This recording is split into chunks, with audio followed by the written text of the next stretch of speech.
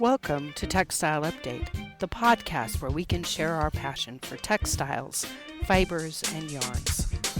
This is Gwendolyn Hustvedt.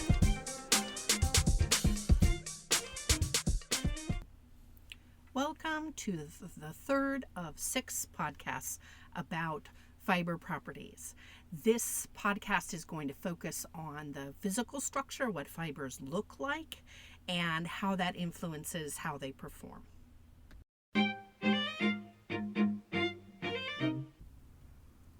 Let's move into the second major component of our discussion of fibers. Now, we're still staying general. We're talking about fibers generally. So we're not talking yet about cotton and what makes it special, or wool and what makes it special, or polyester and what it's comprised of and where it came from. We're just talking in general about what we might see or encounter when we look at a fiber, when we examine it under a microscope, or when we look at the molecules that actually create the fiber. So we're going to be discussing physical properties of the fibers. We're going to talk about chemical properties of the fibers. And chemical properties don't just mean how the fiber does chemistry. Chemical properties can include what the fiber is actually made of, or how it interacts chemically. And then we're also going to talk a bit about some of the biological properties, or for those fibers that have a biological origin, i.e. fibers that are in fiber form in nature. We'll point out a few things about those. But mostly what we're going to be doing is what's called morphology. Morph means shape, like Mighty Morphin Power Rangers, they can change shape. And ology means study of, so in this case, the study of the shape or the structure of the fiber. And one of the first things that we can see when we look at a fiber, we can see this without the aid of a microscope, just by, picking a fiber up off of something, right, with a pair of tweezers.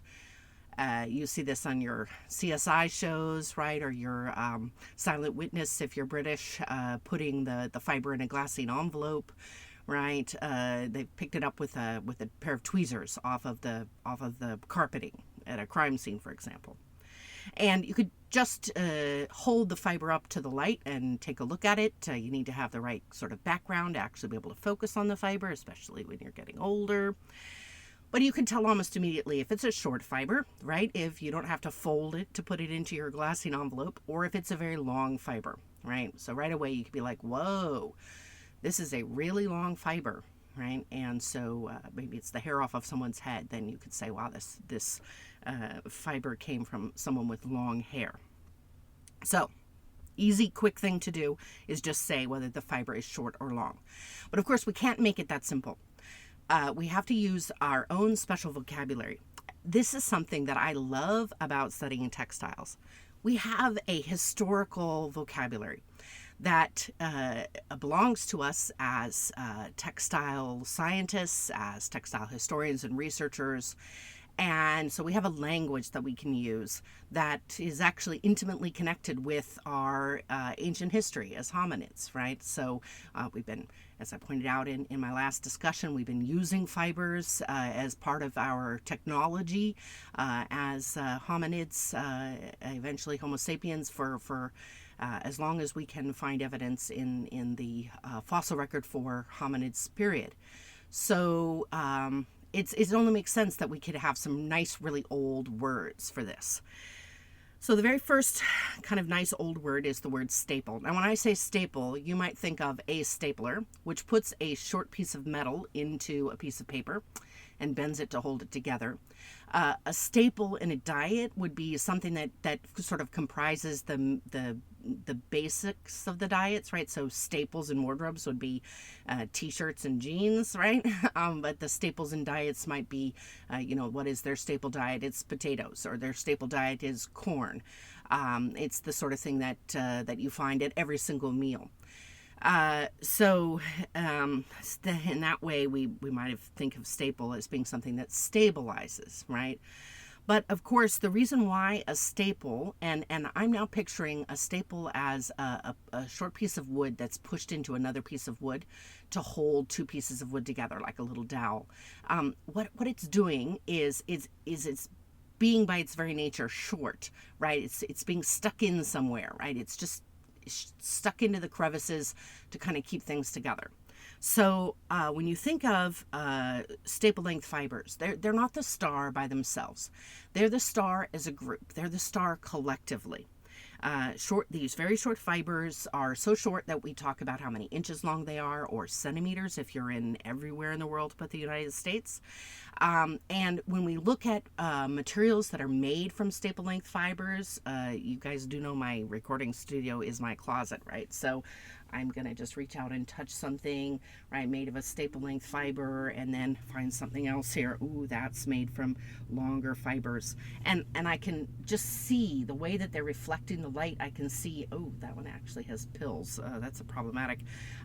Little tiny balls of fiber, which happen with staple length fibers because the fibers are so short, they can be pulled from the surface.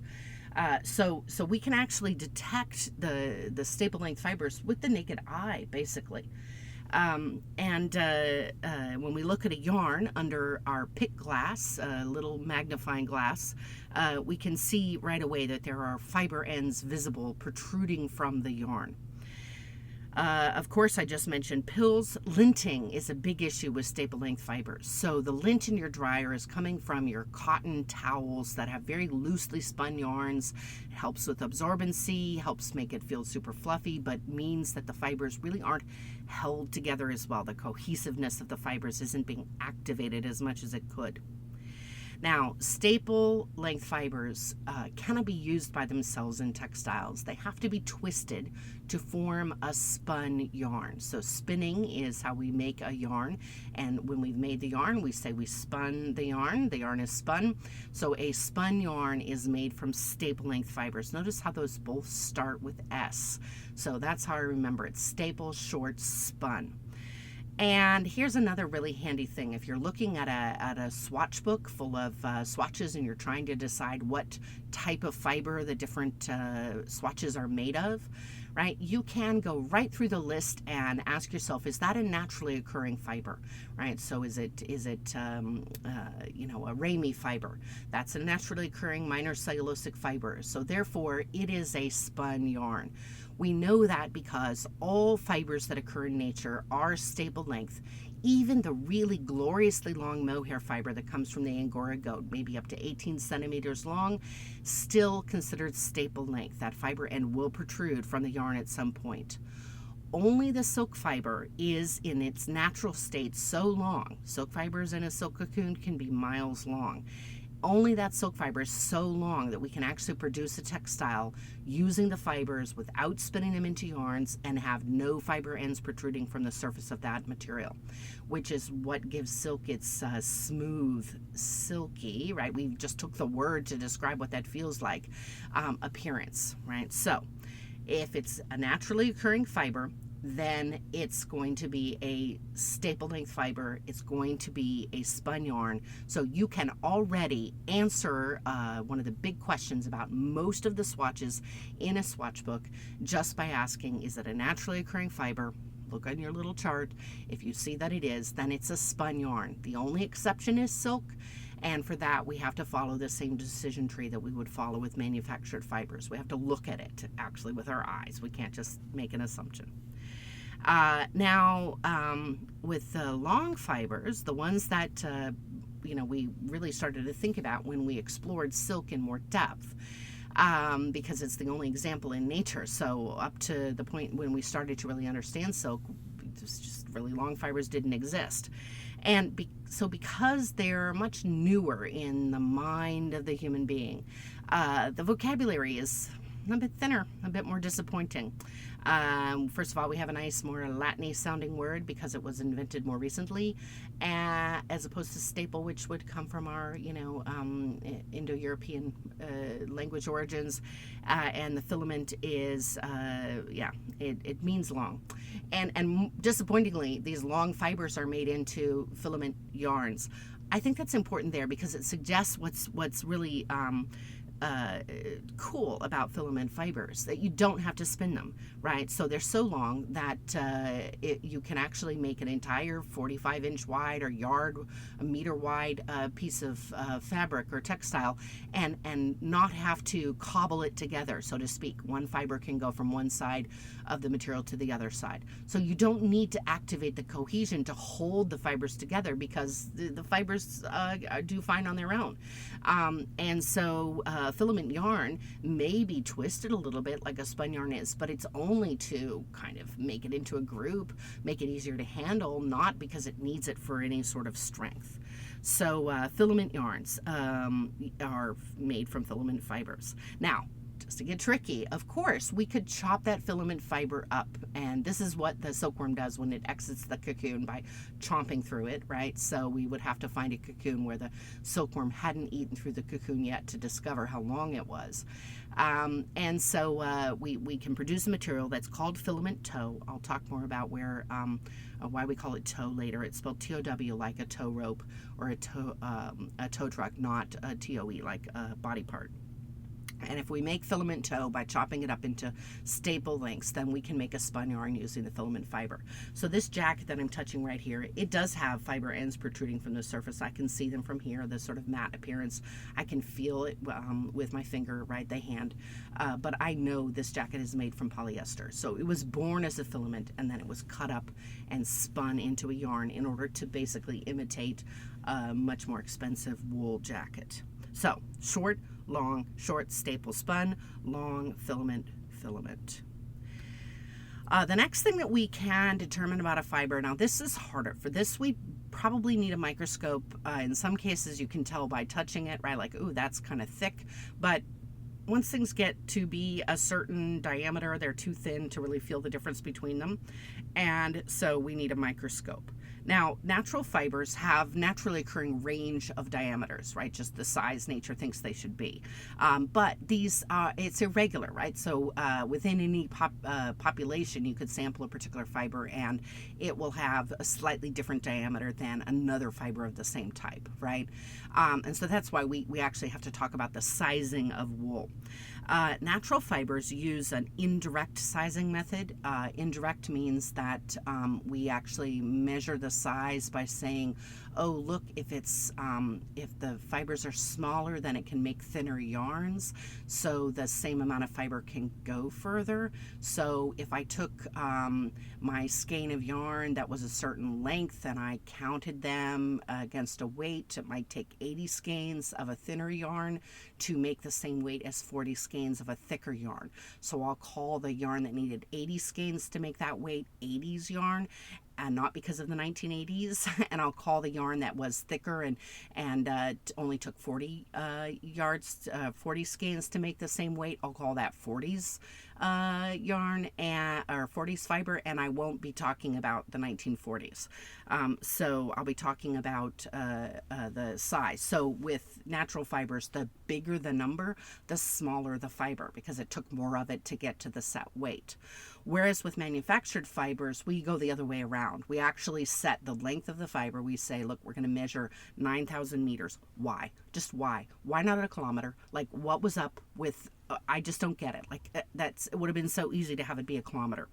And actually, you know, I don't know. Anyways, so 9,000 meters, we weigh it, and that weight in grams is what's called the denier. So the bigger the number, the bigger the fiber, because the more it weighed, right? And we are comparing apples and apples, you know, the same length, 9,000 meters, 9,000 meters. If it weighs more, it was bigger. Of course, being larger can give some benefits, right? Larger fibers take up more space, which could be good if that's what we want in the product. And they are more abrasion resistant because there's just more of them you have to rub through to get to the other side. But they don't bend as well, so smaller denier or smaller diameter fiber will have better drape. And we could say that it was softer because we can't really feel it as well when we touch it, right? Whereas a larger fiber, we can actively feel. You'll notice in some diagrams of the diameter of naturally occurring fiber that human hair is actually really large compared with most, and that we have fibers such as silk that are pretty small. As long as we're sort of thinking about the cross section of the fiber, we've talked about the width of the fiber. That's could be measured by seeing the cross section. We need to talk about the shape of the cross section as well. Again, in nature, that shape can be irregular. Cotton fibers have a sort of a C shape or kidney bean shape. They used to be nice and round and circular, and then they collapsed and sort of the center folded in on itself and formed that C. Wool fibers are round. Silk fibers are triangular, right? If we manufacture them, then we are controlling the shape of the fiber based on the hole that's in the spinneret that extrudes the fiber. We'll learn a lot more about that when we talk about fiber manufacturing. So we could have shapes like dog bone shape, trilobal shape, an oval shape, right? And each of these different shapes helps us meet a different goal.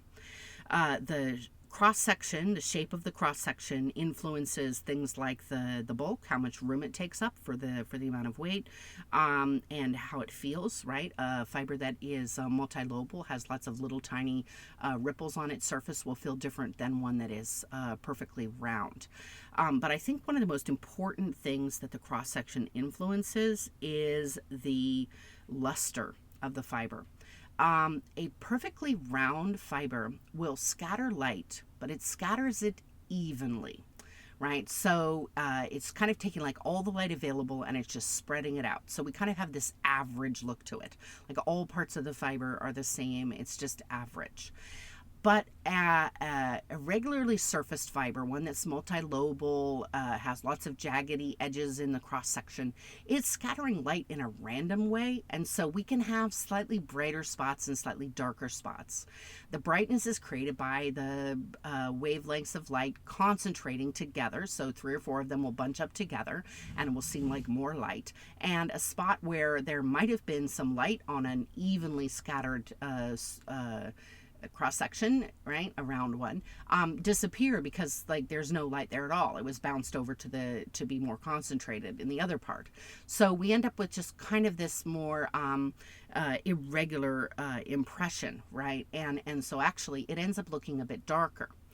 But the trilobal shape, which we see with the silk fibers, and we partly discovered this because we're like, why is silk so shiny?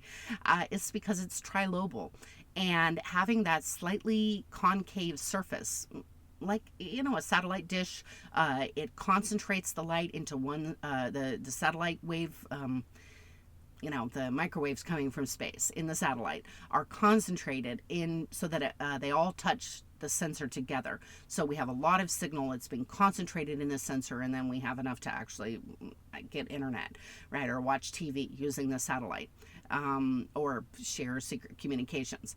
But that concentration is what the dish is doing. In the same way, the concave surface of a trilobal fiber concentrates all the light into one spot, and our eye sees it as like a gleam, right? So the fiber seems more lustrous. As long as we're still thinking about the actual shape of the fiber, right? We've talked about how long it is. We've talked about the diameter, and of course that the diameter can be, is an expression of the cross section. I want to hit one more note as we're like looking at the outside surface of the fiber here.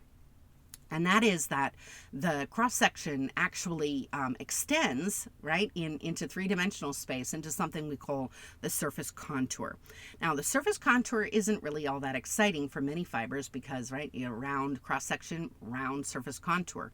But for natural fibers, the cross-section can be somewhat misleading, right? So that round cross-section of the wool actually extends out into a surface contour that's covered in scales, right?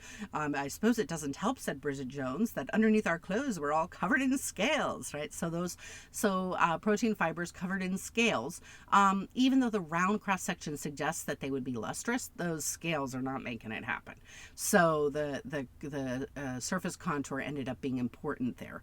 The kidney bean shaped cross section of the cotton isn't what's most interesting about it. What's most interesting about it is that it actually follows this sort of spiral. We call it a convolution, right? So this spiral means that that the folded in interior of that C is always kind of being tucked around itself like the center of a spiral staircase, and it can be problematic, like chunks of dirt can get stuck in that groove, and it's being stuck in the inside of that convolution. And so you might think that that nice smooth round outside of the C would make the cotton lustrous, but the convolution, as same with the scales on the wool, just isn't having it. And etc. So we will learn about the surface contour of specific natural fibers, because they're each kind of interesting and can actually be a clue to identifying the fiber. Now, the surface contour on a manufactured fiber is going to be an extension of the cross section. We don't do clever little things like scales and convolutions with manufactured fibers. I don't think we could, and why would we? But we can see some things in the by looking along the length of the fiber under the microscope that we couldn't see in the cross section. And some of these are actually huge, enormous neon sign clues that the fiber that we're looking at is not a natural fiber. So if we see long, shadowy lines on the surface of the fiber using a microscope, the kind of microscope that you can find in any high school, I bring that up because there are people who have made assumptions about the origin of a fiber that could have been resolved really easily by just saying, hey, can I have access to this microscope? I want to look at this fiber. So it's not like you have to have an scanning electron microscope or something. Simple microscope that almost anybody could afford if you had a company and were about to make claims about the origin of your fibers. Look at those fibers under the microscope before you say it's a natural fiber. If you see the long shadowy lines, that's not a surface contour that occurs in nature. If you see little freckles or specks, those are what are called delustrants. Again, we'll learn more about those later, but that is not something that occurs in nature. You are not looking at a naturally occurring fiber. You're looking at a manufactured fiber, so you need to be careful and not be telling lies to people about where the fiber came from, right? It came from a manufacturing facility. It is not natural. Even if the manufacturing facility used natural material in their manufacturing, material, from agricultural waste, for example, it's still not a natural fiber under this definition of naturally occurring as a fiber. All right, well, hopefully this little tour of kind of what's going on in the exterior of the fiber was helpful in thinking about how we might identify fibers or what sort of properties they might have. Our next discussion will be about the crimp of fibers.